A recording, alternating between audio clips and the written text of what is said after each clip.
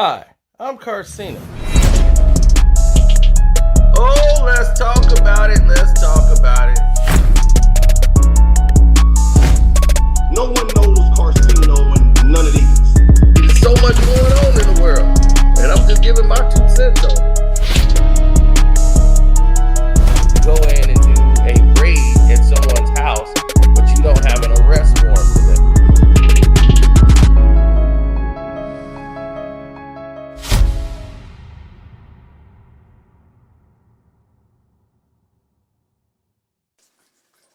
Yo, what's up? It's your boy Carcino here. Let's get to it.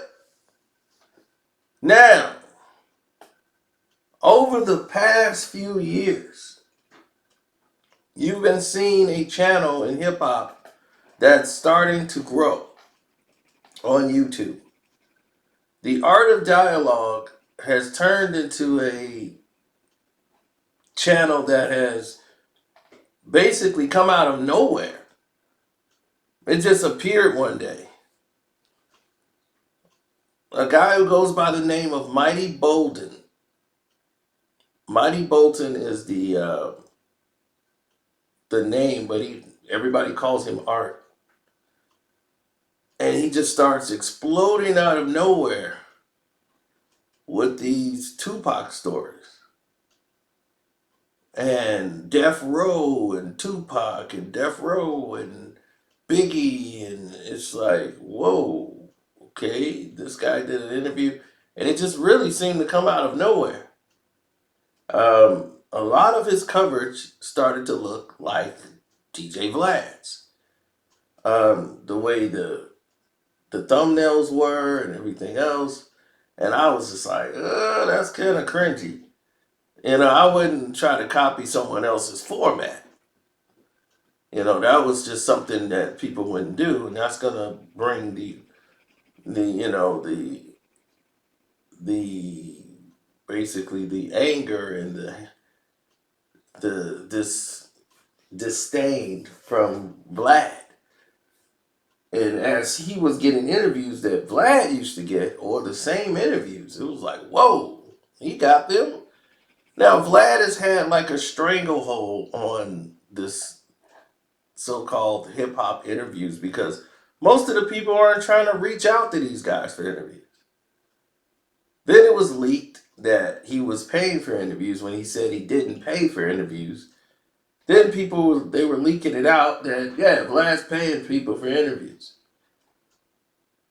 So then that started to weaken a lot of the credibility in a Vlad's interview.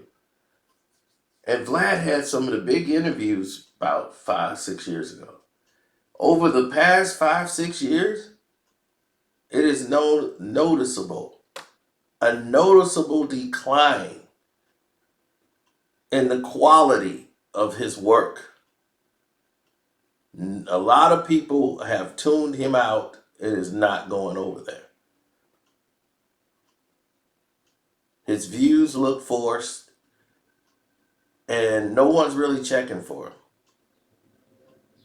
But Art of Dialogue, who's already over 500,000 subscribers, his interviews are already growing and exceeding far past and quicker than what Vlad's channel was doing in the height of the YouTube era back then. Now it's so colluded with so much competition.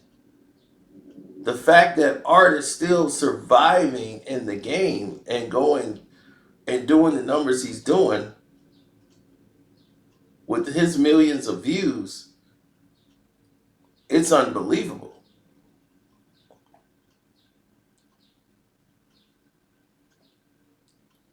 Now, the Jewel interview was probably very huge for him, and she's given him and trusted him with her last interviews. As nobody really knew, she was diagnosed as pretty much not having much time on this earth. And she chose Art of Dialogue to get her message across to the people, everything before she left here. and it was quite interesting to me.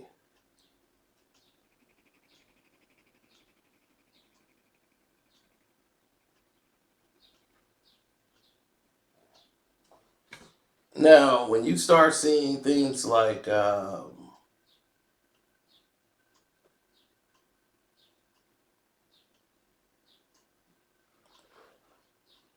if I look at it, when I got into hip hop on YouTube, the Nas Jay Z was the first thing we did that really got a lot of people's attention. Then we just started talking about it more and more. And Straight Outta Compton movie came out, and that kind of got me going as I said, this is wrong. And then I started telling people what really happened, and people were gravitating to it. And that was at the height of YouTube before it started all this corruption and people getting involved in politics. YouTube was more free. And now you got other creators that can sabotage other creators. It's almost like a who's who, like a society club now that runs YouTube, where they try to pick and choose who they want to be in their society group. And that's the only way you can make it now. And it's becoming horrible because you shouldn't have to be associated with anybody if you don't want to. They keep trying to force me to collaborate. I'm like, well, if you collaborated with this person, have you ever thought about collaborating? And like, what do I need to collaborate with somebody for? I'm fine doing what I do. I need to collaborate to make somebody else some money off of me. Now, here's the thing. Vlad still has about 5 million subscribers, if not more. I'm not looking at his page right now. But I'm saying he has that. He has the will, he has everything. He's Vlad the all powerful. Art is doing about closely in his wheelhouse. He's taken a lot of shine off of Vlad. And all of Vlad's actions that he's done through his interviews, his posts, people are starting to pay attention and see what a pariah this guy really is, and we let him in the house. I was one of those people who sat there and said, why are we mad at Vlad? We should be mad at the person answering those questions. Why is he answering them? Doesn't he know he's going to jail? They could use this in a court of law. And they do. They use it in a court of law, and you go down and everybody's head go up like, can you see what they doing to me? Look what they did to the homie. No, the homie did it to himself.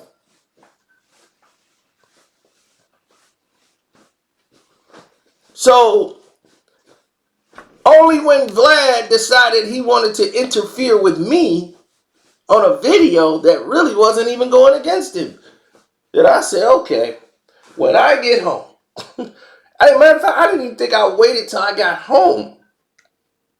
I got information before I went home. I said, this is it. Went through the information, said, okay, bet. This is where we at. I took that little bit of information, learned a lot more when I came back home.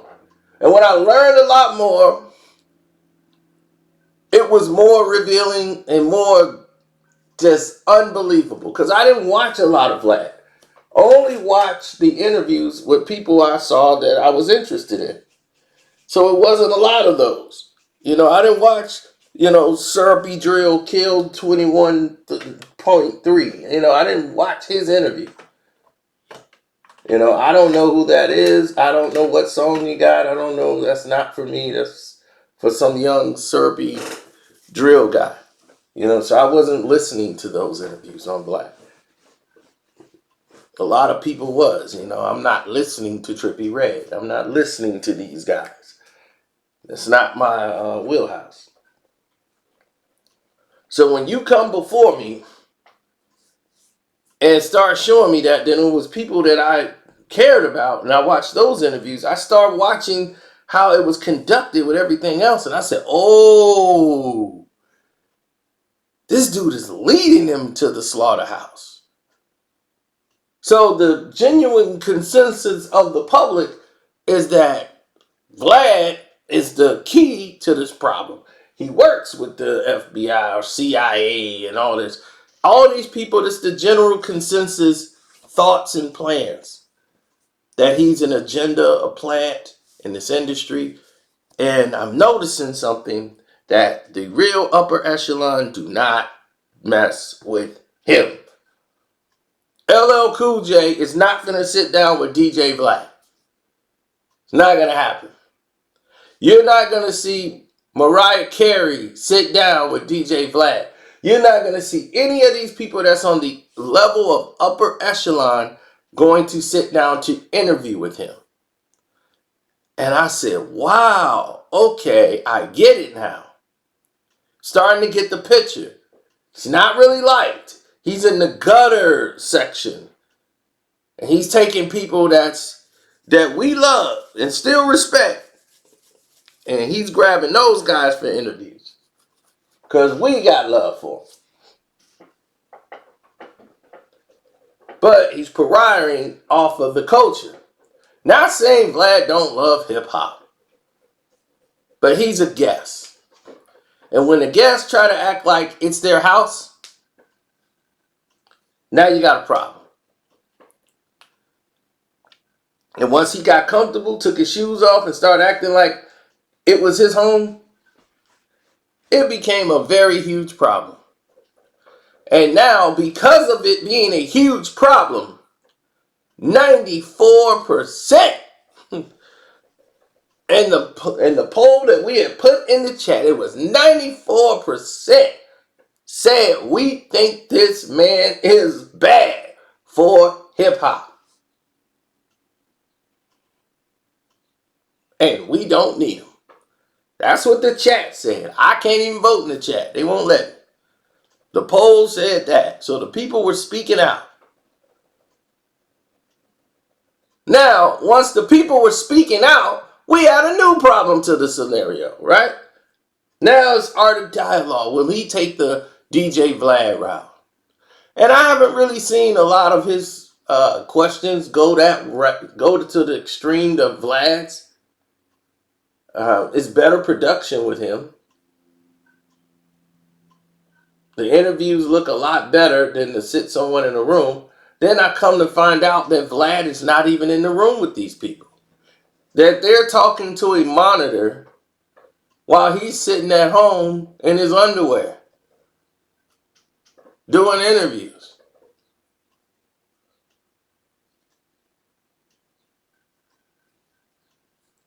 I can see if you're on location, but you live like right down the street from the studio. It's your studio. It's not like you're in another city, another town. You're sitting right there while it's happening, while it's engaging, the whole nine.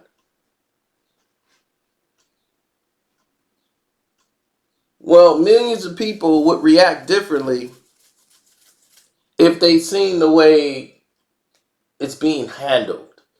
If that's saying it the right way. The way things are being handled. Now that is the outlook that many people look at and say, yeah, I see what you mean now. The way things are being handled, or, the situation, to say the least. The way it's being distributed to the public, that's what's going to make or break and be the telling sign on how we view things going forward. What do we want from our content as a content viewer? Do somebody's personal life and the way they move and act in person and their personal life dictates what we want from them on their YouTube channel? Do we care? Why are we watching this interview? Is it fair to the person that's getting interviewed? I look at it in a range of how they do their job, the actual channel itself, where everything is going from there, how things are moving, how's it not moving. That's what I use as my range finder. On a scale of 1 to 10, where's this going?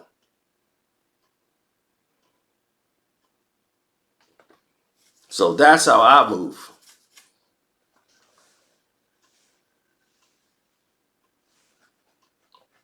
Now, anybody else could tell you anything otherwise. It's in their infinite wisdom to do. That's just how I view it. I see more value in Art of Dialogue than I do DJ Vlad's content right now. And that's just me personally. I think it looks better. I think it's better quality. And you're going to get more, I believe, out of it. I've seen the Art of Dialogue do an interview with the same person Vlad did an interview with. And you got more information out of the Art of Dialogue interview. And it was very well done and better than what Vlad did. Vlad's job was like a hack job. He cutting people off, over talking, wanting to be heard, laughing, and just throwing stuff out of there that has nothing to do with the interview. Mad about a personal agenda of his, axe to grind with somebody. He's asking them questions about somebody else that they have nothing to do with. And I'm like, what is that about? What does that person have to do with Tyrese? I'm still trying to figure out this angle, and it just comes out of nowhere. Because he has a problem with the guy. Then you watch an interview with the Art of Dialogue. That interview goes entirely different. Never have I seen the Art of Dialogue go out and say, you know what? You're barred. You're never coming back here. It's just, I've never seen that attack on Art. Well, Michael Bolton, but Art, never seen those type of attacks on him. And why Vlad think you have to go through him to be successful, this is proof that it is not true. You could be successful on your own terms. Stay true. You don't have to fall into the light and go down a road that you're not going to be comfortable with.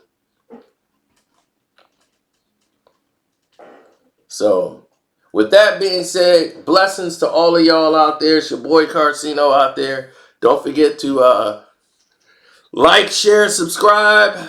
If you like what you heard here, leave a comment. Tell us how you feel about it.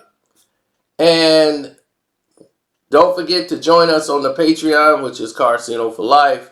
We have exclusive interviews. We have exclusive information. And definitely you want to be ahead of the curve.